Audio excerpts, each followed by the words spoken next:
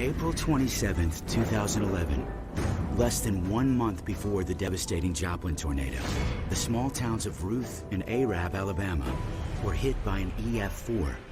5 people perished that day.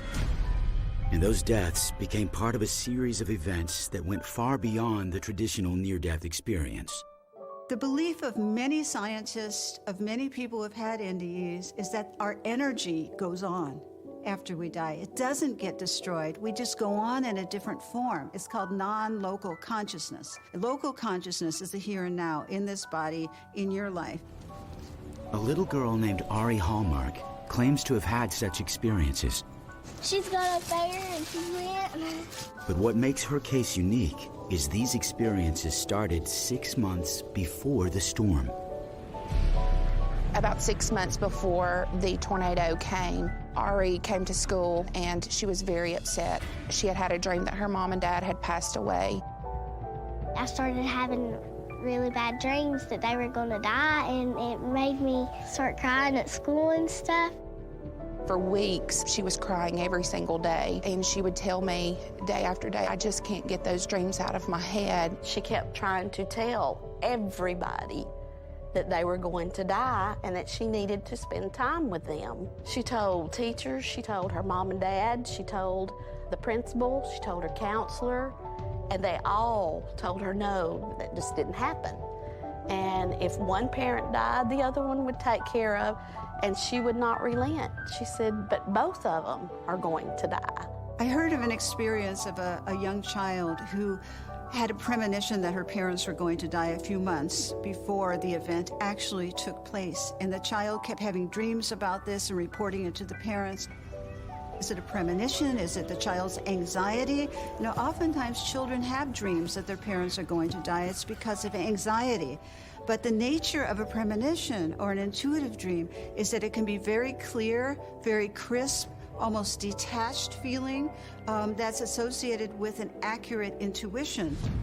For 6 months, everyone reassured Ari that her dreams wouldn't come true. But then, they did.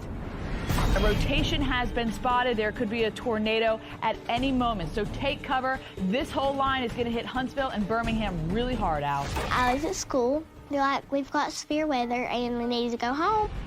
So my mom and dad always wanted to be the first ones in line to pick me up. So I was like one of the first people to go home. Ari and her parents, Jennifer and Shane, rushed to the house that Shane had just finished building 10 days earlier. But as the tornado approached, Shane felt that they should check on his parents, who were taking care of Ari's 17-month-old twin cousins, Julie and Jaden. We get there and the tornado's already in the backyard. And my mom's carrying me and we're just trying to get into the house as fast as we can. And we got in there right as it hit. Tornadic winds up to 200 miles per hour hit Ari's grandparents' house. The home was completely destroyed, and Ari was thrown over 200 yards, landing in a neighbor's yard. Well, when I found Ari, she didn't have a whole lot of blood on her, and her hair was all messed up and everything. I didn't recognize her right off the bat. When I seen the house over there, I didn't think we'd find anybody alive. This looked like a bomb went off. Coming up, The dreams that she had had for so many weeks had really happened. I believe that I went to heaven after the tornado. I saw Jesus and all the family that passed away.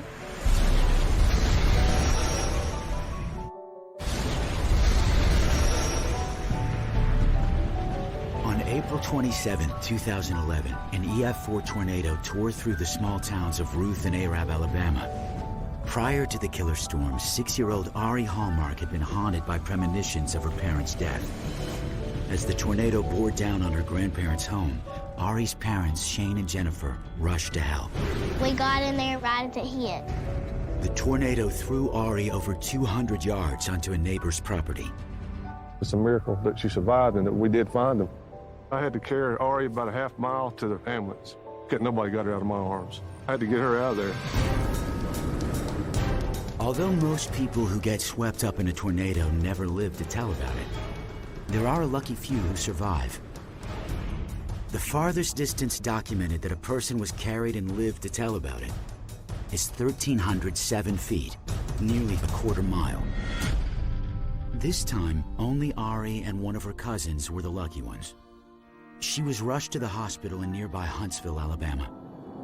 I had this horrible feeling because I kept trying to call my daughter, and she would never answer.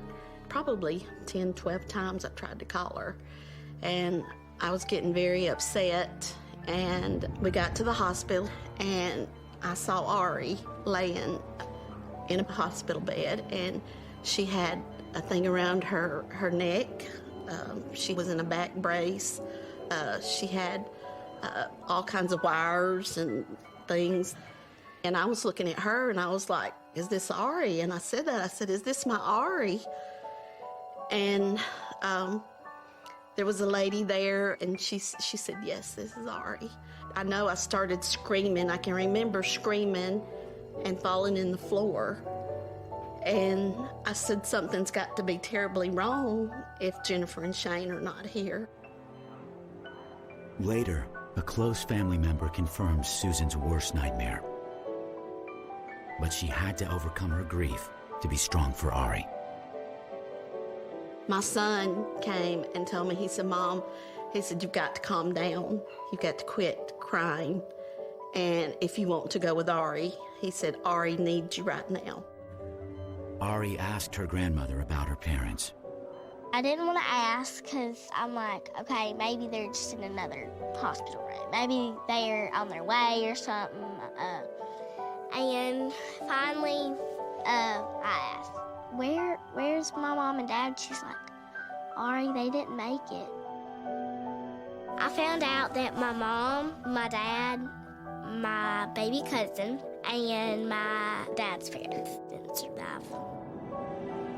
Ari escaped with a broken collarbone and stitches in her head and back, ultimately spending 3 days in the ICU. But she doesn't attribute her survival to only the doctors. My dad was holding me so tight that it caused lung damage in one of my lungs. They said that he's probably what saved your life. And so I called my dad my hero. But her parents were gone, just like in her premonitions. The dreams that she had had for so many weeks that had reassured her were not gonna happen, had really happened. They asked me, how do you know that was gonna happen? And I'm just like, cause Jesus told me. He sent it into my dream.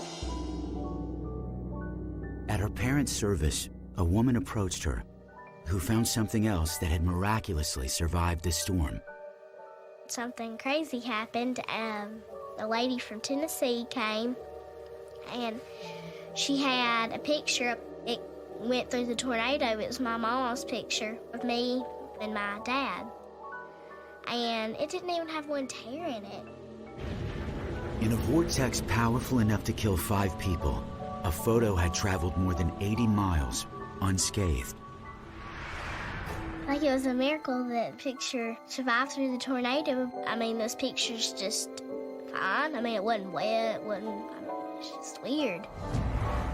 What happens is that the debris gets ingested into the tornado, and then that gets pulled up into the updraft and then carried downwind by the jet stream winds. It could be 100 miles away and ends up in somebody's backyard.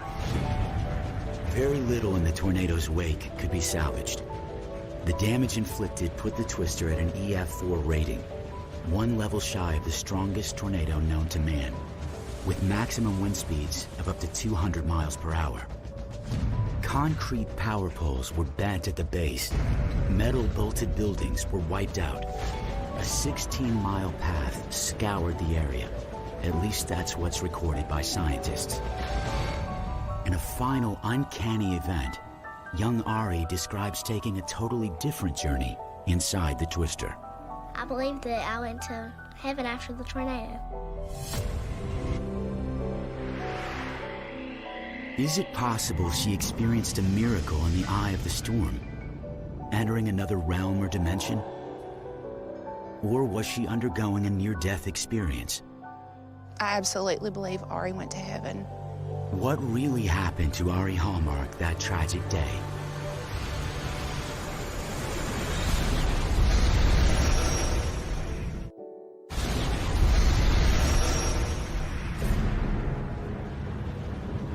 On April 27, 2011, an EF4 tornado ripped through the small towns of Ruth and Arab, Alabama, tearing bolted metal buildings from the ground and killing 5 people. All of them members of the Hallmark family. 6-year-old Ari Hallmark was thrown more than 200 yards in the tornado's vortex and emerged relatively unscathed, believing she went somewhere unusual that day. I believe that I went to heaven after the tornado. And you were telling me you were wanting to talk about the angel today? Yeah. Okay. Her grandmother called me about trying to help Ari through the trauma that she had been through. I've dealt with children with grief, and I'm not her counselor or her therapist. I'm a friend. I'm a good listener. I don't know about your angel. And she's really tall, and she has long, blonde, curly hair. When did you see her first? When I was going up to heaven. Did she surprise you? Or? Mm-hmm. She did? Yeah. Roughly 11% of people who describe having a near-death experience claim they've entered another realm or dimension. There's an interesting question whether a person actually has to be dying to experience an NDE. In my experience with patients, it doesn't have to be so. They have to be in some kind of traumatic experience. But some people who go through trauma don't have NDEs, but it all depends on the person.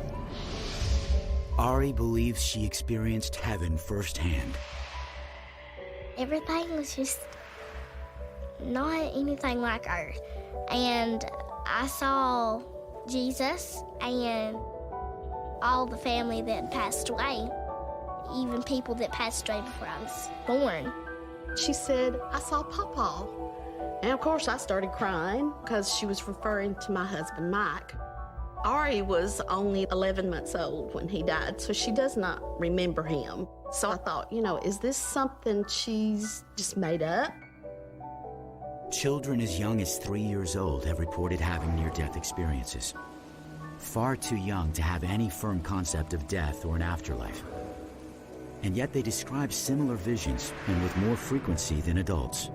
Children who are faced with natural disasters such as tornadoes experience a certain kind of trauma, perhaps more than adults because they're more open. They haven't learned to be defensive or guarded yet. And so they may be open to experiences of angels, of intuitions, of seeing visions and getting guidance. But you also have to assess, perhaps there's something real there. I saw my mom in heaven, and she was holding my baby cousin that passed away. And Jesus took Jaden from my mama's arms and was holding him. Then I saw my dad in heaven, and he had hair. He had a disease on earth, and it made him lose all of his hair. And I thought I'd never see him with hair. My angel sent me back down to earth. She's like, Ari, come on, you need to go. It's time to go. What's so fascinating is that oftentimes they hear a voice and they say, no, it's not your time. You must go back. And so they go back to their bodies and wake up and they remember the voice. And they say, I was sent back because I have more to do in this life. And they have purpose. Do you remember feeling sad or scared? Or? I kind of felt sad that they weren't coming with me, but I actually felt better when I thought, well, I'll see them again. Is there a rational solution to the afterlife mystery? Or does Ari's experience point to a kind of consciousness that cannot be explained physically? It's a different story than what a normal 6-year-old might tell you, but I really do believe she was in heaven. Like most people who undergo an NDE, Ari believes her life has been transformed. She's captured her story in a book, hoping that it can help others who go through traumatic events. I started on the book when I was in 1st grade. It's about what I saw in heaven, and that when one of your family members dies, that's okay because you're going to see them again. That's not your last time with them. It's been over 2 years since the tornado struck, and Ari decides to go back to the site of the devastation. I think it's a really good idea for Ari to go back. She sees how things have changed, and her life has changed as well, and that it's okay. And it gives her some completion, I think. I know this is where I was found, somewhere in this area. Where was your mama's house? Is that it over there? Yes, it's about 200 yards away from here. The truth about where Ari was that tragic day may never be explained scientifically. But for Ari, she's found the answers she needs to move on. The tornado doesn't define who she is, but it's a part of her life. It is really hard for me to imagine that you started out over there and that tornado had you up in the air all the way over there. Years later, a piece of Ari's past reappears. Oh, there's something. What's that? An ornament? Yeah. Oh, a Christmas ornament. Christmas ornament. Hold it, okay? Yeah. It's not broken. That's a neat treasure. I'm sure that was one of Mama's.